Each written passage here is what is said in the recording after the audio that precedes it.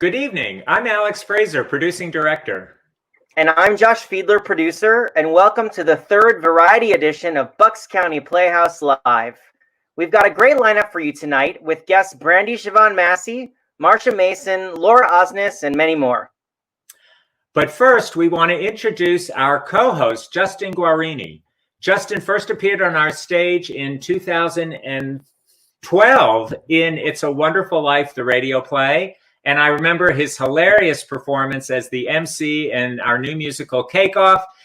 He also serves on the board of directors of Playhouse Artists for us, which we're very grateful for. And we're thrilled to welcome him here tonight. Hey, thank you so very much for having me. I really appreciate it. Yeah, this is awesome. I get to be a part of Bucks County Playhouse Live here. I know it's been so strange for the past few months. You know, the theater's been shut down, but I'm excited that things are starting to safely reopen, and our theater is one of those businesses, one of those entities that is opening. So indeed. Well, we're very lucky that we can be online. And actually, now that Bucks County is open, the theater can return with 50% of our capacity as long as we're socially distanced inside. We're working on what all that means for us right now, and are planning later in the summer of starting a live concert series at the theater that Justin will be the host for. So stay tuned for more details on that. Yeah, it's very exciting. It's an honor to not only be someone who's performed at the Bucks County Playhouse, but also to be on the board and to have taught master classes there, and now to be able to usher back the theater and help usher back, I should say, the theater in a way that is safe and in a way that really helps uplift not only the performers, because we all miss performing, but the audience as well is a real pleasure. And I look forward to working that out and bringing it to the theater in the fall. Okay, hey, you want to kick this thing off? Sounds good. All right, great. Okay, so as your co-host tonight, it is my absolute pleasure to introduce a wonderful lineup. And first up is Brandi Chavonne Massey. Take it away. Hi, everybody. It's Brandi Chavonne Massey here, and I'm here to tell you a little bit about Bucks County Playhouse. I love Bucks County Playhouse for many different reasons, and it's near and dear to my heart. I had the opportunity of playing the part of Shirley and the Apollo singer in the Buddy Holly story, as well as woman number one in Ain't Misbehavin'. I hope that you will come out and join us for a spectacular season that they have lined up for you. They make me feel at home, and I hope that that would be your experience when you visit Bucks County Playhouse. I'm going to sing you a song from Ain't Misbehavin'.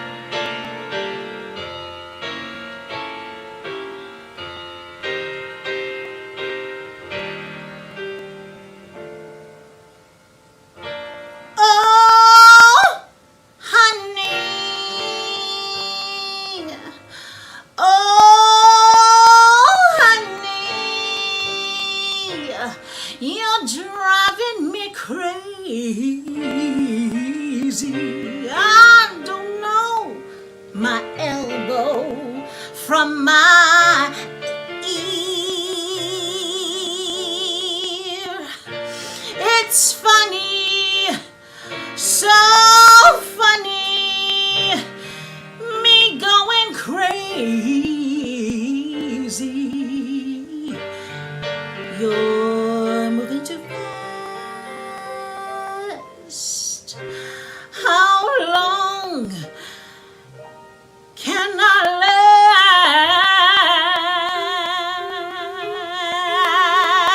last? I'm flying high, but I've got a feeling I'm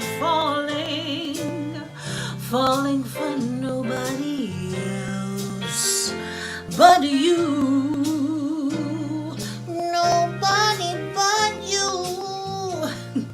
You caught my eye, and I've got a feeling I'm falling.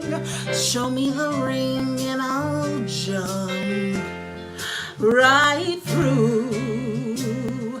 I used to travel Sing oh, we chance to mingle. Oh, now I'm a tingle over you. Say, Mr. Parson, you better stand by, for I've got a feeling I'm falling for nobody else but you. I used to travel, sing oh, we chance to mingle. Oh, now I'm a tingle over you. I'm a tingle over you. Say, Mr. Parson, you better stand by, for I've got a feeling I'm falling for nobody else but you.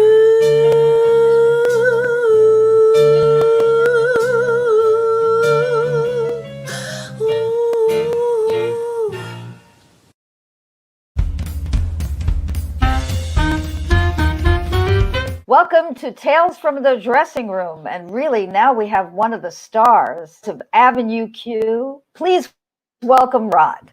Oh, Robyn, am I doing this right? I can't tell if I'm on. Am I on? Rod! Can you see me? Am I too close, Yes, Robyn? I see your nose, Rod. I'm Back up. too close. Okay, I'll back Yes, up. dear, Okay. you're too close. Could you back up a little bit? Hello, sugar lips. How are you? You look like $1 million. You look like $1 million. I'm very well. How's it? Thank you, sweetheart. My hair's too long, but okay. Well, mine Rod, too. you've been sequestering along with the rest of us? I've been literally Yours sitting in a looks good. box. I've been in a box. So you think you have been it hard? with I've Ricky been stuck and in a Nikki? box. Well, Ricky comes and checks on me sometimes and makes sure I have something to eat and a sensible glass of Merlot. But besides that, I'm in a box. It's fine. Oh, that's horrible. No, That must get really. it's the It's puppet not way. claustrophobic, I hope. Oh no, give me some Febreze and a light So dusting, true. and I'm happy. So you don't have to do too much while you're in a box, I assume. You're just kind of hanging out. I'm just listening to the best of Broadway Nope. and trying to go over my Broadway facts in my head. No, I'm bored, Robyn. I am bored. Get me out of here. Take me to the So you Pride have Parade. You know something, you were very instrumental in one particular Pride Parade, if you know. Yes. When you and Ricky, Yeah, got married. I know. You went to City Hall and got married. Wearing my ring. See? Was that a great experience? Oh, it was wonderful. Oh, yeah. I got to profess my Are love you for my still dear happily Ricky. married? Oh yeah, it's a hot time in the old time tonight with Ricky. He's. Yeah. We just watch some Netflix and chill. You know what that means. And we just enjoy being together. And we're watching the news. And what else are we doing? We're just I lay in my box. He brings me a lint roller, and it's a hot night. Take that for what it's worth, Robyn. No investment. I know exactly what it's worth. Yeah. So Rod, Yeah. how's the investment banking business? Well, it sucks. I mean, have you been paying attention? I mean, there's nothing happening. You know what's going on. There's nothing happening. Yeah. So I'm transitioning. Okay. I've taken up knitting, and I decided I'm going to start. Actually, I'm going to do some crocheting. And I'm going to maybe create some sort of like little side business with Joanne Fabrics. I'm not sure, but something like that. We all have to do side jobs right now. I'm keeping it real. That's very inspirational, Rod. Yeah, well, Christmas Eve and I, she's still my wonderful. therapist. She encourages me to think outside the box. So while I'm laying inside my box, I'm thinking outside of it. You're laughing. I don't know why you're laughing, Christmas Eve is Robyn. a great therapist. I remember. Yes, she is. She's the best. Because I love you so much. I love you so much. I love you too. Do you have a message for all our fans in Bucks County who are feeling a little blue right now, maybe because they're not working, or Well, first they're of all, just I'm stuck blue. at home with the spouse they don't like? Yeah. I mean, imagine I'm already blue. I have no choice here. Well, first of all, I love all the people in Bucks County. It's a lovely place. I mean, let's talk about all those shops. and the outfits and the clothing. Oh my God, I love that place. No, I think it's all about, we just have to find ways to keep ourselves joyful. And even though we can't go see, live theater right now, we can still celebrate the magic of live theater, listening to our Broadway cast recordings and reading our books. I have my collection of Broadway musicals in the 1940s that I enjoy, but it's really just about spending time with your family and learning to appreciate the little things. You know what I mean? Yes, I do. I appreciate a good hairspray. See how I got this curl? Look at that curl. Look at that. I mean, come on. Perfect. That was 7 hours. I got the time. Rod, this has been a rare treat to have you on our show. Oh. I hope you'll come back. You are a sweet piece of honeysuckle, Robyn Goodman. I love talking to you. Thank you. Thank you. And I love you, Rod. Wow. And I hope you'll come back in a few weeks. I will. And tell us more things about how you're thinking outside the box. Yeah, I'm going to be laying here. Good night. I love you so much. Now, how do I turn this thing off? I don't know where I'm going here. Can you see me? Am I here? Can you see me? What's this here? Oh, God. Oh, God. I did something wrong. Uh-oh.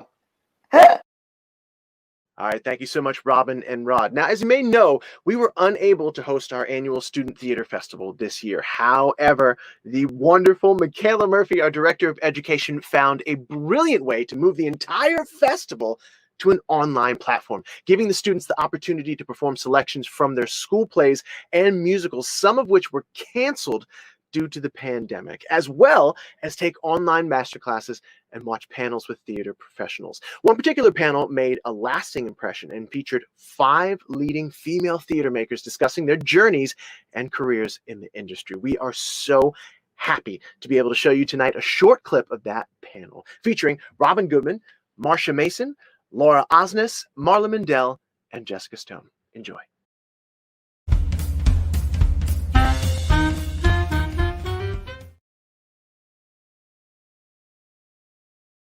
I did my first show in 2nd grade. I played the Munchkin in the Wizard of Oz at community theater, and that was it. I ended up leaving school to intern at a theater for a year in Minneapolis, and then in 2007 won a TV reality show that cast me as Sandy in Grease on Broadway. Yes. In my freshman year of high school, I was in the Wizard of Oz. I played a Jack in the Box. On cue, I had to come up out of the box, and this little line of elementary children were in the gym. So they all went, oh, and that was it. I was hooked. How did you start? Noticed, but I actually grew up in Bucks County, Pennsylvania. And one of my first experiences was doing festival when I was like 16 at the Bucks County Playhouse. I was auditioning out of New York, and then, booked Drowsy Chaperone, which was a national tour. And then I did South Pacific with Laura, and then Cinderella with Laura, and Sister Act Not with Laura, but she would have been great in it. And then after 8 years of doing Broadway shows, I moved to Los Angeles, and now I'm acting in a TV show called Special. My dad took me to see everything, and Annie, that sealed the deal for me. That was the show. I just thought, that's what I want to do. When I was 12, I got my equity card at Jiva Theater in Rochester, New York, in Wilderness. I went to Barnard College and majored in American history, and then I dropped out and went on the road with Tommy Tune. What advice do you have for students who feel they are stuck in the ensemble? Well, first of all, the ensemble is extremely important, and they oftentimes work a lot harder than the people leading a show. So full props and appreciation for ensemble people. If playing a lead is your dream and your calling, make the most of being in the ensemble first and foremost. Start setting a good reputation for yourself of working hard. And I was going to say, get into understudying, because then if they get to see you go on as the dream role, a lot of times that can open a door. One of the first jobs that I got in New York was I took an extra job on a series with Peter Falk, and I would sneak away and watch him work. You kind of get to feel what it's like to be in a studio or in a location, and you start to learn right away that you have to be fully prepared. You know, there's an old quote that Ilya Kazan gave once. He said, that he thinks that actors have maybe 3 or 4 lucky breaks in their career, and your only responsibility is to be ready for when it comes. Just never say no. Just if somebody has something, if you're in a cafe or you're in a little tiny church or you're, you know, wherever it is, say yes. And you may do some bad plays there, because I certainly did, but every bad play teaches you something. Auditioning is terrible. I've always felt I was never a very good auditioner. I think it took me 9 different auditions for the same role to finally get a job in New York on Broadway, and that was in Cactus Flower, ancient times. I used to try to push it away, and this is what directing taught me too. I realized everybody coming in is nervous. No audition is a waste of time. I can't tell you how many people I have cast for shows 5 shows later. My first job, I was going, which was the Drowsy Chaperone. The part that I was going in for, the lady that played it on Broadway was at least 30 years older than me and a dancer. And I said to my agents, I am not right for this. I do not want to go in. I'm going to humiliate myself. And they said, it's an opportunity. Just go in and do it. And that was the thing that I booked. Has anyone ever given you bad advice? Somebody said to me when I first came to New York as an actress, you will not work till you're 35. You're not an ingenue. You're going to sit around and be a waiter or waitress until then. I got a job in 6 weeks. Everybody's path is so different. So anything anyone tells you has the potential to be completely wrong. I was in Los Angeles going from one failed sitcom to the next. I decided to go back home to New York.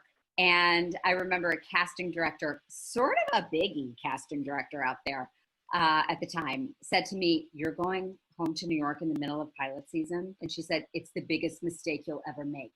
And I remember thinking, oh God, ever? Like, wow, that's so, and I went home and I met my husband 2 weeks later. Some people have said, like, you're too nice for Broadway. Like, you need to thicken up. You got to have that thick skin. And I mean, you do. There's an element of that. But I have to say, my overall experience on Broadway, being the Midwestern girl from Minnesota, is that people are nice. The community is very small. And so being kind to people and, like we already said, establishing a reputation that you're going to work hard, you're going to show up. Like, people want to work with people who are easy and fun to work with. Absolutely. Be nice. It's still important to be nice. I just felt that's what I was supposed to do. I think you have to have some reflection, some contemplation, some internal work so that you know who you are and you can understand the human condition. And I think that acting for me was very therapeutic.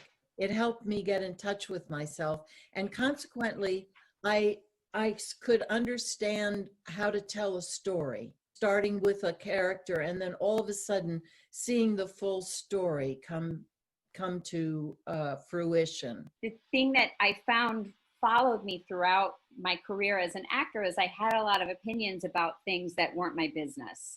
And I remember getting into an argument when I was 20 with Gene Sachs in this tour of Bye Bye Birdie with Tommy Tune. I thought the costumes were all wrong for Telephone Hour. We were too sexy too soon, and he was wrong. And he was very sweet in the hallway of this theater at, I think we were in Long Beach or something. And he said, I think you should probably direct. And I sort of blew it off and didn't take it seriously. And I didn't think that it was something that I didn't think he knew what he was talking about. I felt the same way when Joe Pep said, I think you're a producer.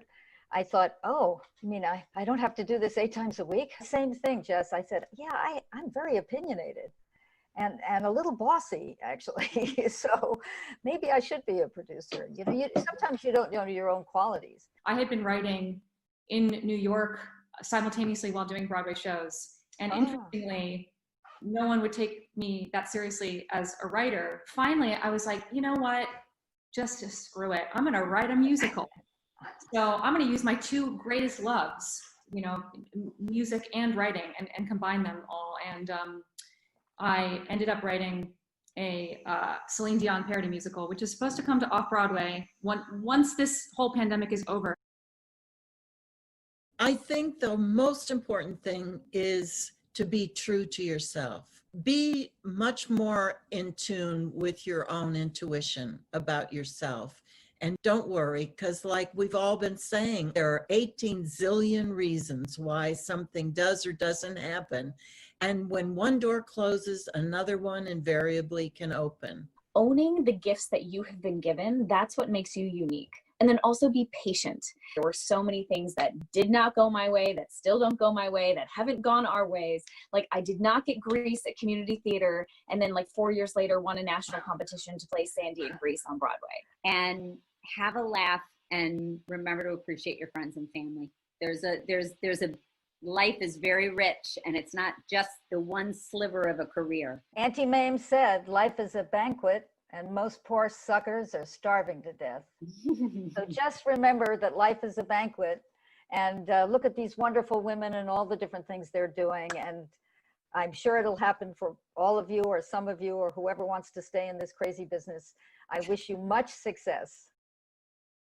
I love those ladies. I love hearing their stories. And I know that the kids in the Student Theater Festival this year were thrilled that they were able to take part. And kudos to Michaela Murphy for pulling off the Student Theater Festival online this year. So without question, one of my absolute favorite performances of anyone on this Playhouse stage was Justin Guarini's performance of Bobby in Stephen Sondheim's Company in 2015.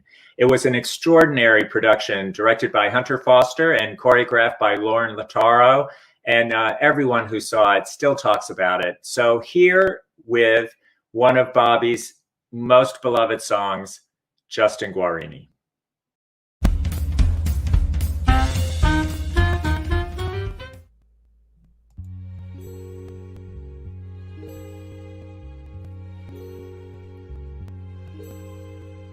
Someone is waiting, cool as Sarah, easy and loving as Susan. Jenny, someone is waiting, warm as Susan, frantic and touching as Amy. Joanne, would I know her even if I met her? Have I missed her? Did I let her go? Susan sort of Sarah, a Jenny-ish Joanne. Wait for me, I'm ready now. I'll find you if I can.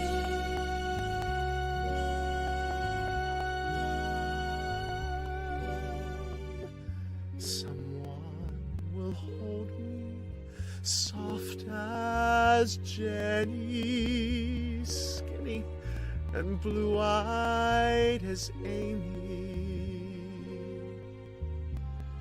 Susan, someone will wake me, sweet as Amy, tender and foolish as Susan. Joanne, did I know her? Have I waited too long? Maybe so, but maybe so has she. My blue-eyed Sarah Warren, Joanne, sweet Jenny, loving Susan, crazy Amy. Wait for me, I'll hurry. Wait for me, hurry, wait for me, hurry.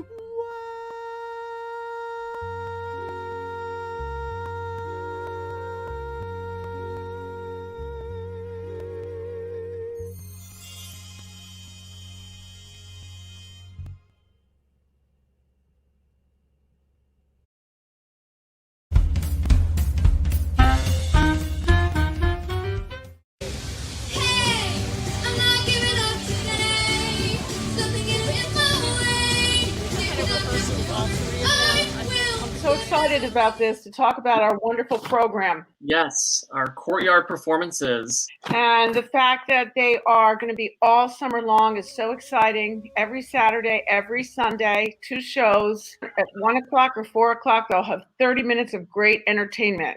So we started out with 3 of our youth company alums that we have really strong relationships with. We have Sierra Saffron, who did a wonderful job as Gretel in The Sound of Music, as well as playing Ella in Cinderella, which I had the privilege of choreographing.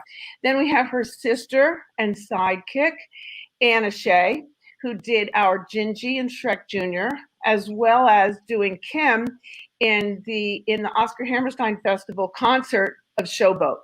And then, of course, Ricky Moyer, who played Topher in Cinderella. So we're really lucky to have these musical theater performers.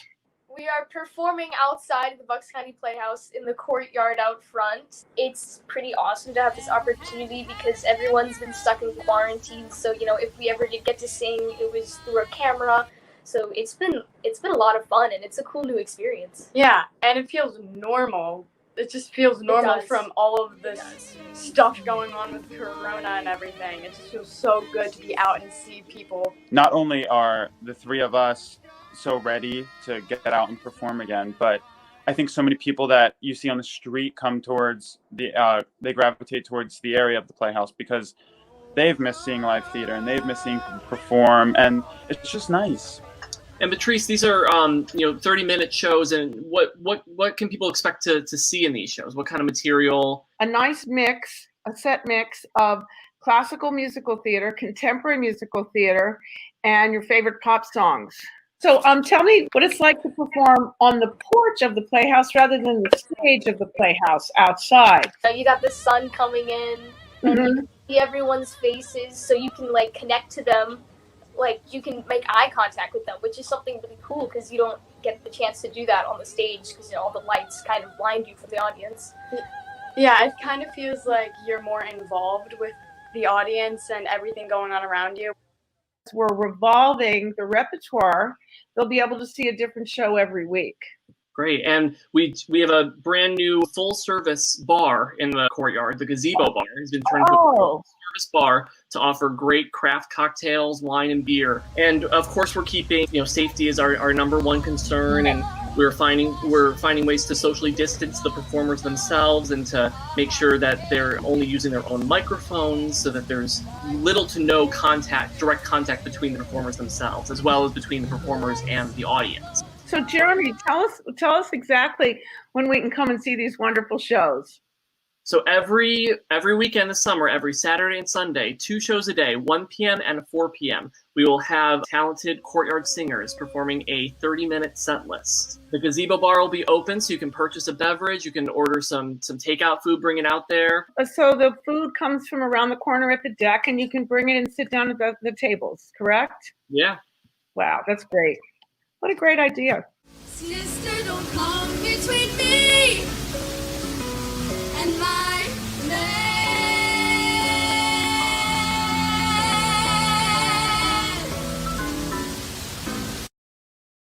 Gosh, it's great to see activity in our courtyard again.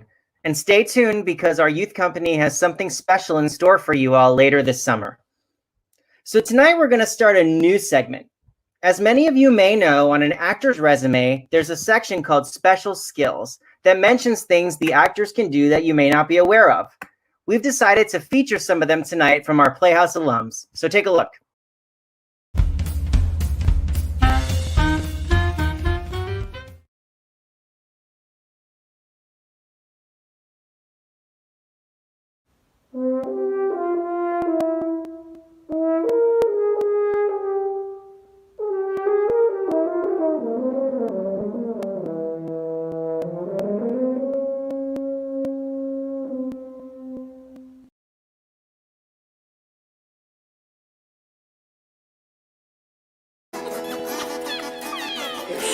Keep your electric eye on me, babe.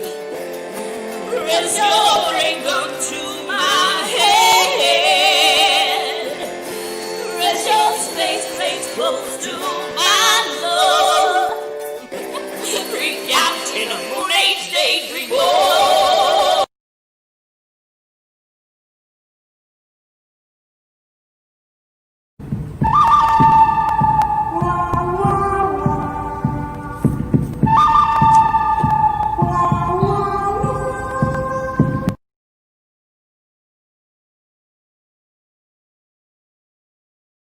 Hello there, Gavin Lee here. Now my special skill is I can say the alphabet backwards really fast. Are you ready?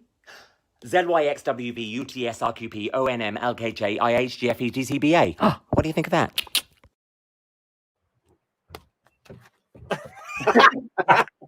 Justin, I was going to ask you what your special skill was, but clearly it's on display right now. Yes, and clearly it's not very special. Oh, that's real talent. That's right.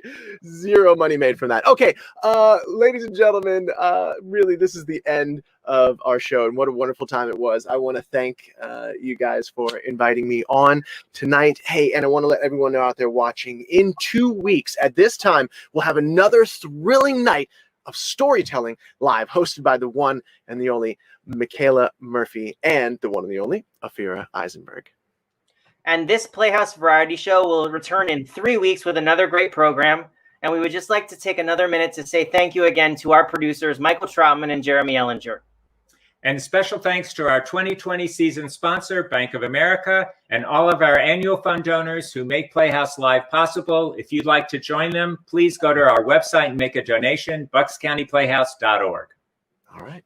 Thanks, everybody, and good night. Thanks, everybody. Good night.